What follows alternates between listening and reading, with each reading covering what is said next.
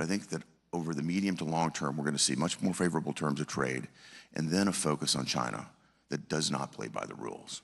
And it's time for the rest of the world to join us to bring China to the fore and get them to play by the rules. Finally, I just want to touch on a piece of legislation. I just want you to be aware of this. It's called the Genius Act. But what it does is make clear that we're going to facilitate the use of US dollar-denominated stable coins here in America. For the last 4 years, we've seen a war on any type of decentralized finance, particularly cryptocurrency, crypto technologies. That is about to change too. We're going to see that innovation stay here, reside here in America, and grow.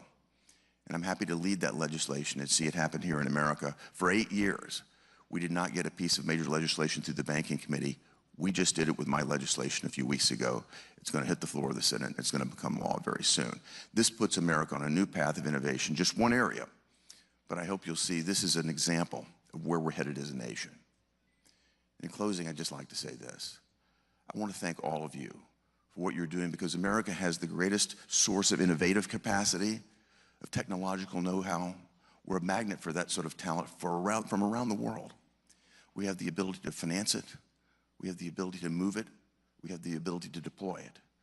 And hearing from people like Doug Burgum, who just talked with you, from Alex Karp, one of my favorites, you're going to be fascinated with what Alex has to tell with you next and the potential there with technology and our national defense. We can see the next century become our century. We can deal with the predatory practices of countries like China. With leaders like Jacob Hellberg coming into the administration, I could not be more optimistic.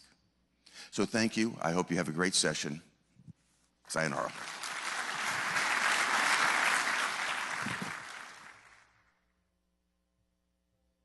To discuss forging the technological republic, power, purpose, and the new American century, please welcome co-founder, Hill and Valley Forum, Jacob Hellberg, moderating with co-founder and CEO, Palantir Technologies, Alex Karp.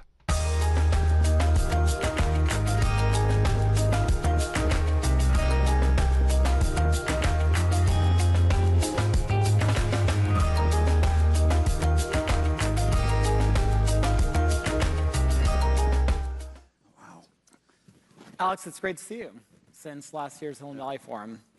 Since then, you published a book, and I'm sure everyone in this room wants to know, how has the reception of Western values, the concept of Western values that you wrote about in your book, evolved since last year's Hill and Valley, but also since the release of your book? Well, first of all, congratulations on many accomplishments. And when you first started this forum, it was like in a small room that, like, you know, you could fit 5 people in, and now you have everyone who should be here, and as far as I can tell, everyone in D.C. talking about it. And yeah, so I'm delighted to be here, and we've known each other for a long time. And yeah, so first of all, I wrote this book, which The Technological Republic. The biggest surprise, honestly, is that anyone read it.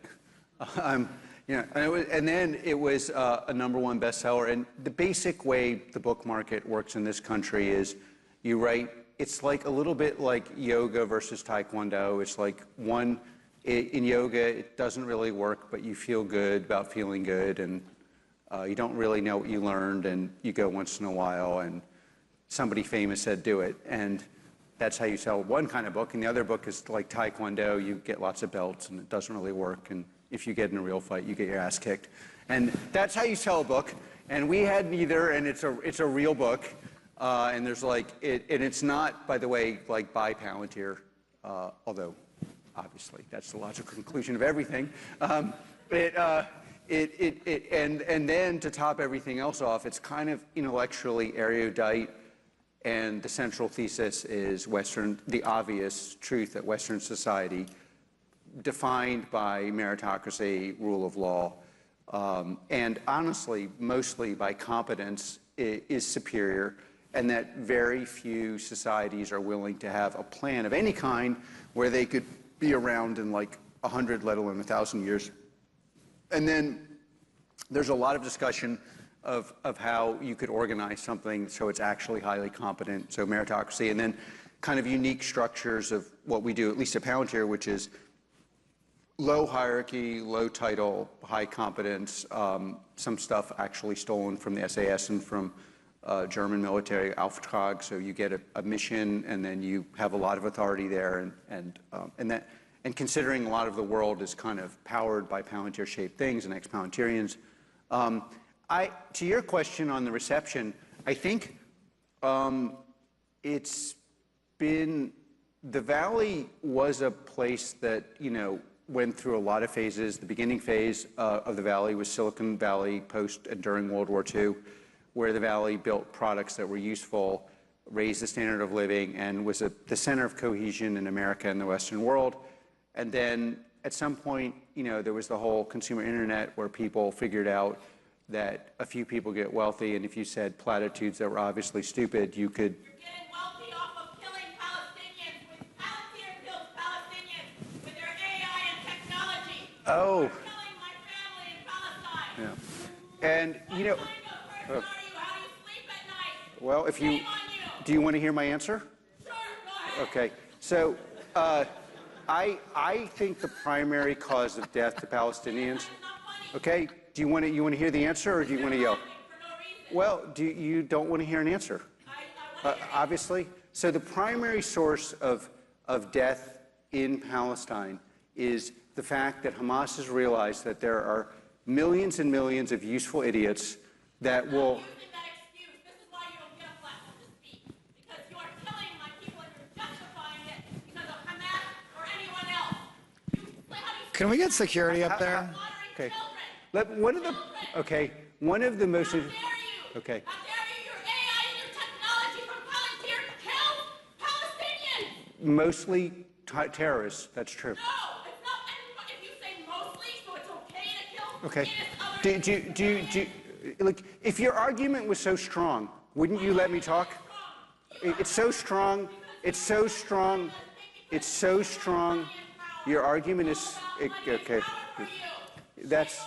Thank you for... Anyone else who supports this technology and AI to kill Palestinians. If your argument was so strong, you'd let me talk. You don't deserve a platform. If your argument was...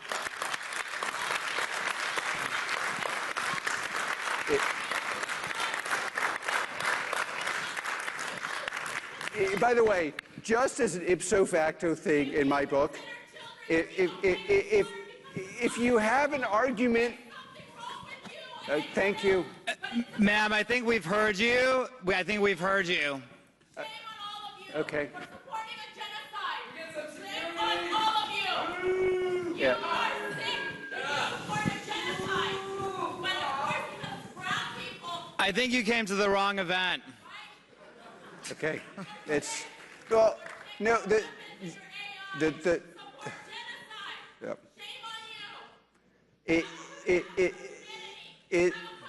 How about, like, okay, if anything, Okay, have a great day. One of the most important things, first of all, I really support free speech.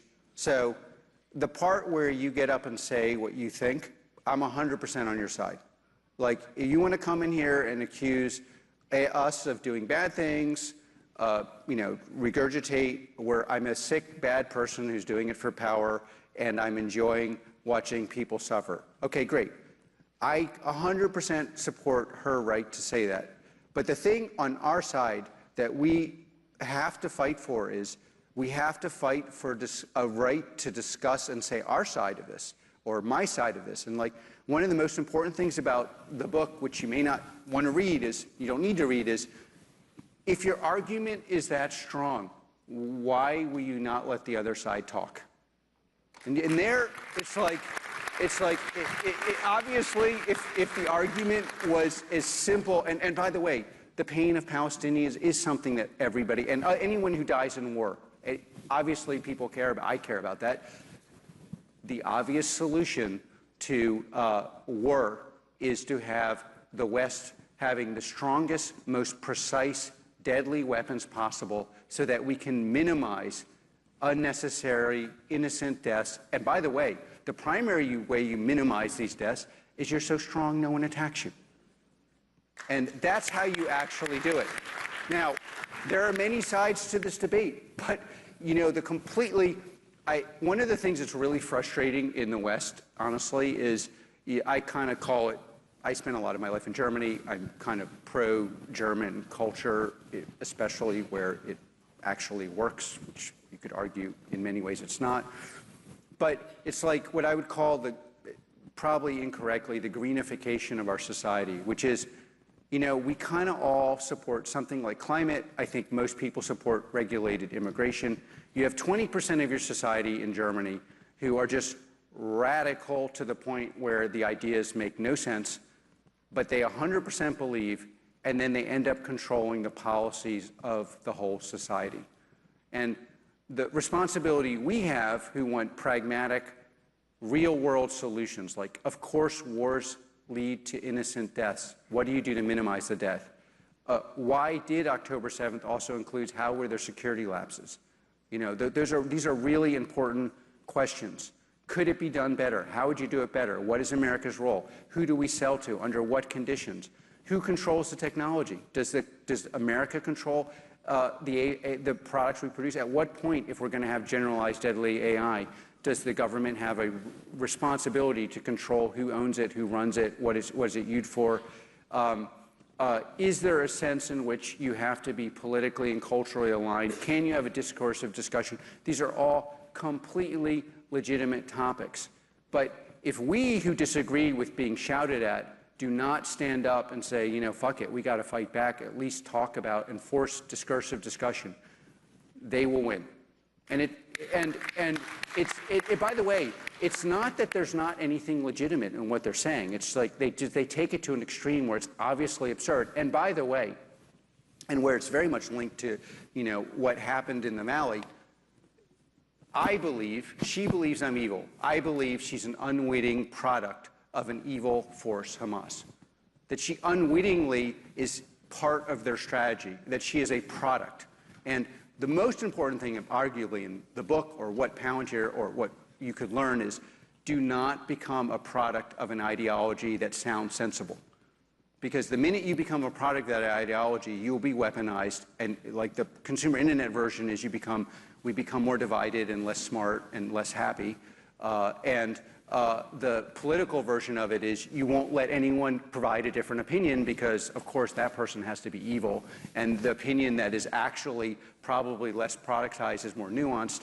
And then, quite frankly, because you also probably have to make implicitly adopt an ethical hierarchy. So the hierarchy of my book and our company is the West is superior. It's simply superior because we can have this discussion. She can yell, I can respond, and we have to fight to make sure that breaks down. And then the other part of that I actually think is, and the thing that scares people about AI is scary, which is that it can be abused.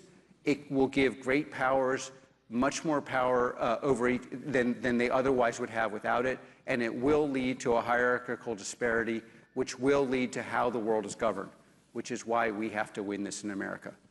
Because if, in fact, another great power gets this technology and has the ability to more or less precisely target, more efficiently target, more accurately use actual devices that currently work, which is like hardware, software, hybrid devices, they will define the world order. And that world order is going to look like the person doesn't get to speak or they only get to speak.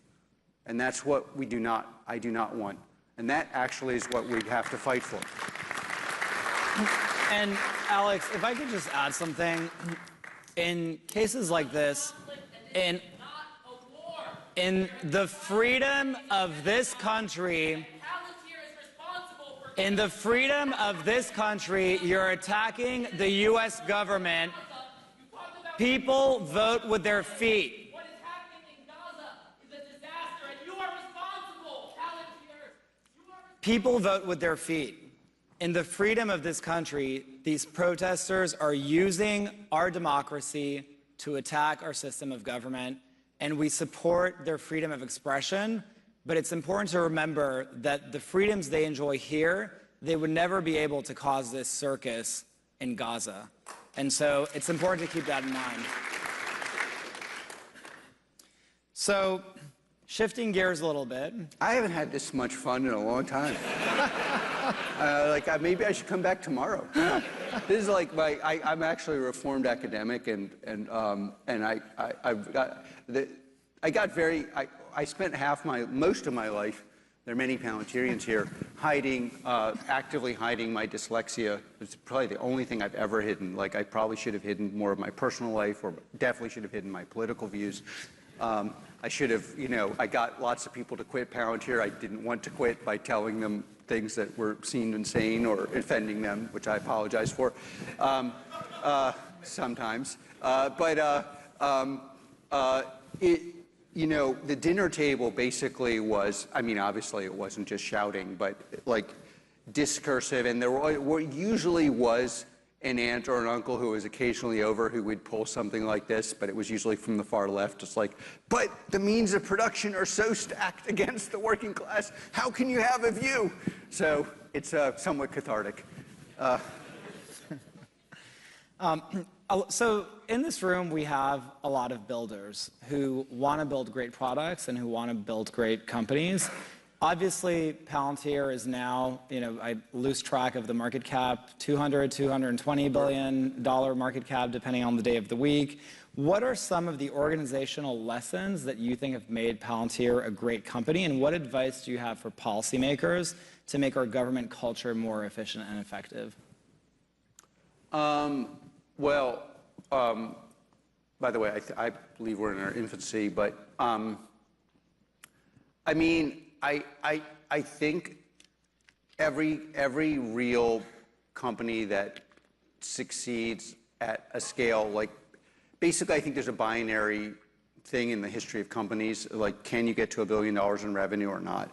And it's an important metric because parts of a system can go well and can get you pretty far, but if you can cross the $1 billion mark, then something has really gone well, and it's not just something falling together. And